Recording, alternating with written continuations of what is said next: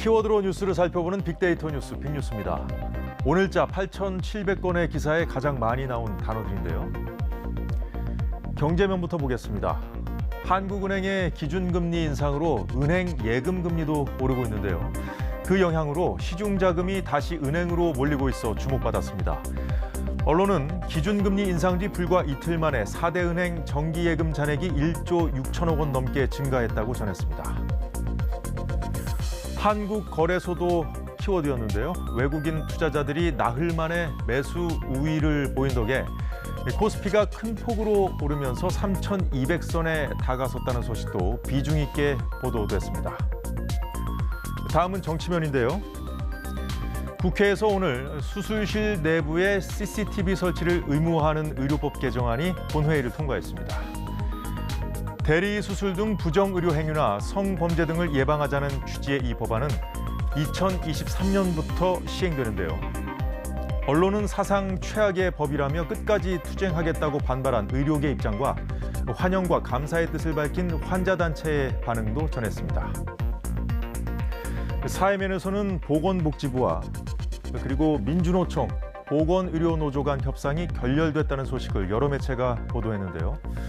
모레 총파업이 예고된 가운데 내일 오후 막판 협상이 진행될 예정이라고 언론은 보도했습니다.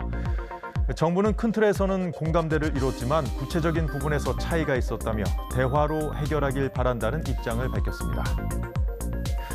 오세훈 서울시장도 키워드였는데요. 오 시장이 보궐선거 당시 토론회에서 허위 사실을 유포했다는 고발 사건과 관련해서 경찰이 서울시청을 7시간 동안 압수수색했다는 소식도 이슈였습니다. 선거운동 기간 중 오 시장이 파이시티 사건은 자신의 시장 재직 시절과 무관하다고 한 발언이 문제가 된 걸로 알려졌는데 경찰은 파이시티 인허가 관련 자료를 확보해서 조사 중이라고 언론은 전했습니다.